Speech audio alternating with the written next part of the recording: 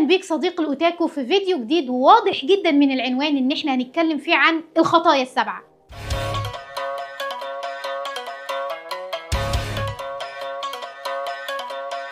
البعض منكم اتفرج على انميات بتتكلم عن الخطايا السبعة، بل واعجب بالخطايا كمان، حاجة روشة كده واكابر. طب ولو قلتلك انها مصيبة سودة يعني انت لو فخور بنفسك كده زي اسكانور هقولك اتنيل، ولا برايد ده اللي كان بيحسسني ان انا حشرة، او هيسوكا هتقولي لا استني عندك، هيسوكا ده مين؟ ليه بتحطي هيسوكا في الخطايا السبعة؟ هقولك في الشهوة، بس مش الشهوة اللي احنا فاهمينها، اقصد شهوته في الدم، في المعارك، في الحروب، حاجة كده مريبة، والمفروض انك ما تحبوش، يعني المفروض ما يبقاش شخصية محبوبة، بس انت بتحبه. والنهاردة صديق الاوتاكو انا هاخدك في جولة هعرفك فيها على الخطايا السبعة، والخطايا السبعة في الانمي جت منين. بس قبل ما نبدأ عايزة اسألك سؤال، ايه رأيك في السيت اب الجديد؟ لا بالله عليك تكتب لي في الكومنتات ايه رايك. باسم اخويا تعب فيه جدا، عايزاكم تنزلوا على الكومنتات وتقولوا له برافو يا باسم وتسلم ايدك. لا وكمان ما تنساش تدوس لايك وتوصل الفيديو ده ل1000 لايك.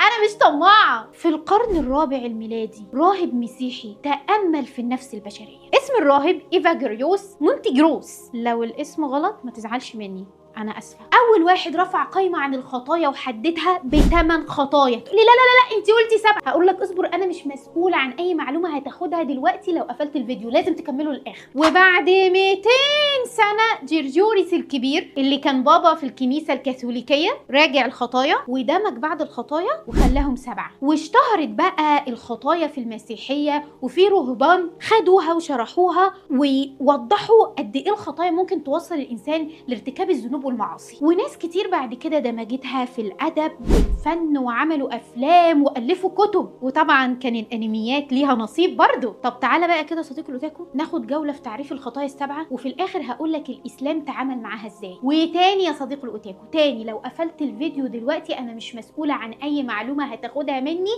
لازم تكمل الفيديو للاخر. الخطيئه الاولى الكبرياء، الثقه بالنفس الزياده على حدها اللي كده تفهمها بقى، ده لو انت عايشها. يعني عارف لما تقعد تقول لنفسك انا ليا الفضل في كل حاجه بعملها، انا اللي عملت ده، وانا اللي جبت ده، وانا اللي رحت المشوار ده بنفسي، وانا اللي بعرقي ودمي وكفاحي وصلت للمركز اللي انا فيه، وتنسى فضل ربنا عليك في الاول وفي الاخر، وان هو هيأ لك الاسباب، زي سخر لك ناس حواليك تساعدك، وتنكر كل ده وتقول لا انا والحديد التاني، لدرجه انك ممكن تجيب شغل لحد او تكون مثلا سبب في جوازه حد وتقعد تقول انا اللي عملت وانا اللي سويت، ده انا اللي جبت له الشغل ده انا اللي جوزتها. كل اللي في دماغك ان انت اللي ليك الفضل في اللي قدامك ده، انت اللي عملت ده بنفسك. لا والله ما شاء الله، بس ده مش حقيقي، انت كنت مجرد سبب وربنا سبحانه وتعالى استخدمك. امال احنا ليه دايما بندعي ونقول اللهم استخدمنا ولا تستبدلنا؟ ولا تنسى في القرآن الكريم وما توفيقي الا بالله.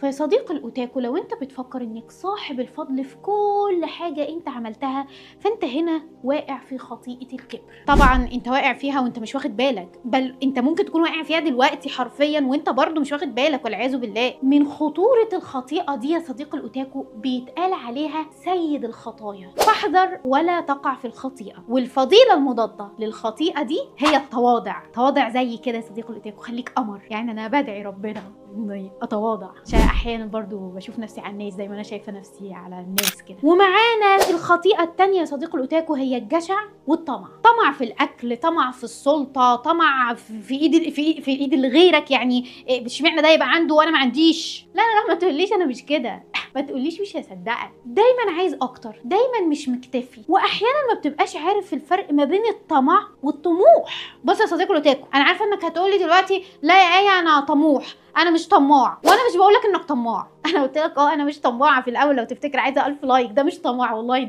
ده طموح، انا فعلا عايزه 1000 لايك. الوحش انك تطمع في اكتر ما انت محتاج، لا وكمان تخاف تطلع من اللي عندك لا يخلص، وكمان تطمع في اللي في ايد غيرك. يعني مثلا ولنفترض، يعني انا هاخد مثال على نفسي عادي يا صديق الاوتاكو، انا هديلك مثال على نفسي. انا جايه النهارده اجزر نفسي، اشمعنى هما بيجيبوا فيوز وانا لا؟ عارف صديق الاوتاكو، انا بطلت افكر التفكير ده من زمان، لان انا عارفه ان الارزاق متوزعه، وانا رزقي ان شاء الله طول ما انا بسعى ليه هيجيلي. ما انا مش هقف، انا كده بسعى، فهو هيجيلي في الوقت المناسب، او ممكن يجيلي بطريقه تانية او في حاجه تانية. ما هو مش لازم انت طول الوقت اصل انا عايز دي عايز دي عايز دي، واشمعنى هو عنده وما عنديش، وخلاص تقفل دماغك على كده وتطمع في ايد اللي في غيرك. لا ومش بس كده يا صديقي الاوتاكو، انت حتى اللي في ايدك ده انت محتاج تنفق منه. بمعنى انا هشرح لك، ما انا مش هسيبك كده. جالك فلوس من شغل، او جالك يا اخي ورث، يعني مين فينا مش عايز يورث؟ المهم يعني جالك فلوس من مصدر حلال. هل انت عارف يا صديقي الاوتاكو ان واجب عليك انك تنفق من المصدر الحلال دي لله كشكر ونعمه على الفضل اللي انت فيه؟ البعض منكم بقى يقول لا لا لا لا مش بعد ما جت اصرف كده، لا لا لا لا مش هقدر، ده انا جوعت كتير، انا مش هجوع تاني بعد شبع، الفلوس دي هتفضل معايا، انا هصرفها على حاجه تانية، مش هصرفها على حد، هصرفها على نفسي وبس. اقول لكم على حاجه، انا مش هصرفها على نفسي كمان، انا هحوشها، هكنزها، هجيب ذهب وكنوز واقعد جنبها. ما تطمعش يا صديقي الاوتاكو، لان ما نقص مال من صدقه، وده واجب عليك. انت محتاج تتصدق من فلوسك دي لله، مسكين محتاج، حد شايفه في ضيقه، وده هيزود رزقك اكتر، مش التحويشه والقفشه دي اللي هتخليك تحافظ على فلوسك. فراقب نفسك كويس لا تكون واقع في خطيئه من دول وانت مش واخد بالك. الخطيئه اللي بعد كده الشراهه. بناكل كده كاننا بطننا مخرومه، مفيش قاع، هقعد اكل واكل اي حاجه وهاكلك انت شخصيا. وهنا بفتكر فيلم سبيرتد اواي، لما شيهورو سابت مامتها وباباها وقعدت تتجول في المدينه الجديده اللي اكتشفوها دي، هما كانوا بياكلوا بمنتهى الشراهه. غابت شويه عليهم، رجعت لقيتهم اتحولوا لخنازير. وهنا مؤلف المانجا موياهاوا ميازاكي كان عايز يعبر من تحويل ابو وام شيهورو لخنازير ان كثره الاستهلاك ده بيفسدك، ومثلوا في خطيئه الشراهه. فاهم حاجه دلوقتي يا صديقي الاوتاكو هو الاعتدال. يعني كلت شبعت قوم والحمد لله واغسل ايدك. ما هو مش بير بنقعد نملاه ونحدف كأن مفيش قرار، واصلا هتدخل وتبقى بقره، فليه؟ خليك رفيع سمباتيك كده زي. ايه رايك في الطقم الجديد؟ تكتب لي في الكومنتات. الخطيئه اللي بعد كده هي الحسد. مع ان انا وهي في نفس السن، بس هي معاها عربيه وانا لا. بتمرمط كل يوم في المواصلات، بجد تعبت من الميكروباصات والطلوع والنزول، وهي جابت عربيه وهو جاب عربيه وانا لا لسه. لو انت بتابعني بقى على الانستجرام هتعرف ان انا عمري ما قلت كده، بس انا بشتكي فعلا من المواصلات. هكررها تاني يا صديقي الاوتاكو، رزقك عامه محدش هياخده طول ما انت بتسعى، وهيجيلك لغايه عندك بس انت اسعى. وربنا سبحانه وتعالى حذرنا من ان احنا نبقى فتنه لبعض. ايوه هي معاها اكتر، هي معاها عربيه وانا معيش، بس ما يمكن ده فتنه ليا انا، وانا مش عرفني، ما يمكن انا لما يبقى معايا العربيه دي اعمل حادثه، ولا يمكن اقعد امشي اتنك على الناس، ولا ممكن اركنها وما اعملش بيها حاجه، وما يجي حد يطلب مني مساعده مثلا في ان انا اوصله، ما اوصلوش واقول له انا مالي، ما تروح تشوف اطلب بقى حاجه توصلك. ولا احنا بنبقى فتنه لبعض. عندك مثلا ناس حسدت قارون على ماله واتمنوا انه يبقى عندهم اللي عنده، وفي ناس كانت راضيه وبتقول الحمد لله لا انا مكتفيه ومش بتحسد قارون على حاجه. طب انت اصلا عارف يا صديقي الاوتاكو نهايه قارون دي كانت عامله ازاي؟ ما هو اتخسف بيه الارض. انت ممكن تكون بتحسد حد على حاجه وهو مليء بالمعاصي او عنده مشاكل، وممكن يكون مكتئب، ممكن يكون عايز ينتحر، فانت ما تعرفش. ركز في حياتك. طب وليه اصلا ما تبص حواليك؟ هتلاقي نفسك في زحام من النعم. يعني معلش بتصحى ما شاء الله قادر تشوف، قادر تسمع، قادر تتكلم، قادر تتعامل، عندك شغل، عندك بيت، ما كل ده وبرضه بتحسد غيرك. ما تقول الحمد لله يا صديقي الاوتاكو. انزل اكتب في الكومنتات قول الحمد لله يا صديقي الاوتاكو، وانزل دوس لي لايك وانت بتكتب الحمد لله يا صديقي الاوتاكو. ونسيبنا بقى من الحسد ويلا نروح على الكسل. شفت انا بعمله ده؟ عندي مساحه كبيره ومطلوب مني اتحرك فيها كلها. بس انا يا صديقي الاوتاكو مش بتكلم عن كسل الجسد بس او كسل الحركه، انا بتكلم كمان عن كسل الروح.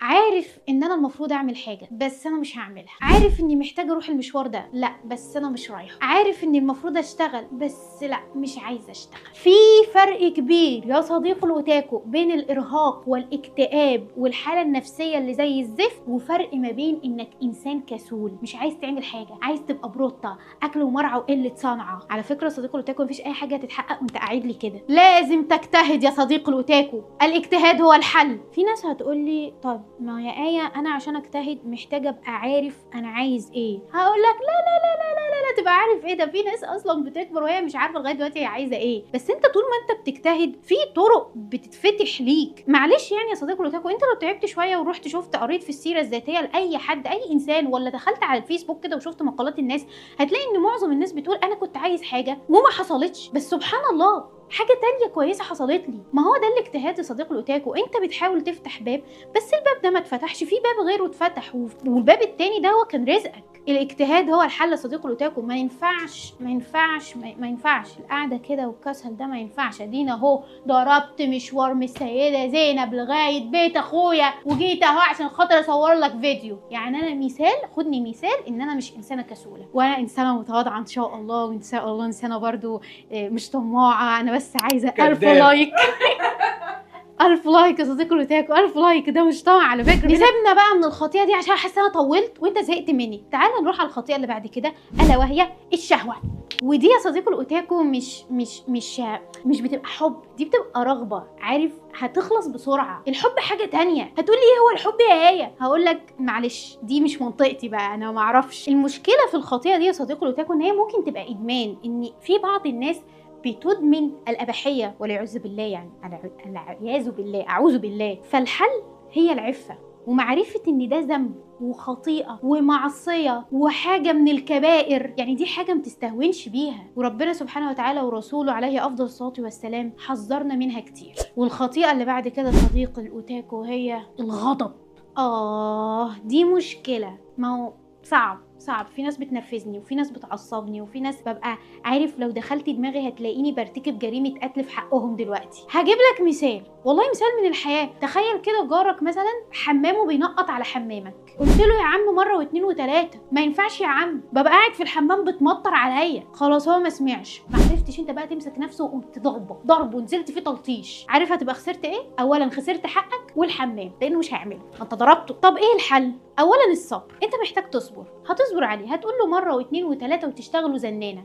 كل ما هتشوفه هتزن، كل شويه هتخبط على بابه، كل شويه هتقول له الحمام يا استاذ، الحمام يا استاذ. ما هو يبقى في حل من الاثنين، يا هيصلح حمامه يا هيسيب لك البيت ويمشي، وفي الحالتين انت كسبان. انما انت لو ضربته صدقني هتخسر الحمام وهتفضل تنقط عليك يا صديقي الاوتاكو وهتتحبس. وهو بقى هيبقى ايه؟ هيبقى اتضرب بس، والضرب ما بيلزقش، المراهم بتحله. زي الشتيمه اللي بتتكتب لي في الكومنتات تحت لما حد يقعد يتريق عليا والكلام ده. تفتكر انا بشوفها؟ بشوفها، مش بكذب، بشوفها. بتأثر فيا زمان كنت بتأثر، برد عليها برضو زمان. انما دلوقتي انا مش هقع في خطيئة الغضب، انا مؤدبة. وهنا يا صديقي الاوتاكو احنا خلصنا شرح الخطايا السبعة، ودلوقتي عايزين نشوف الاسلام تعامل معاها ازاي. هل الخطايا السبعة مذكورة في الاسلام؟ الاجابة هي لا.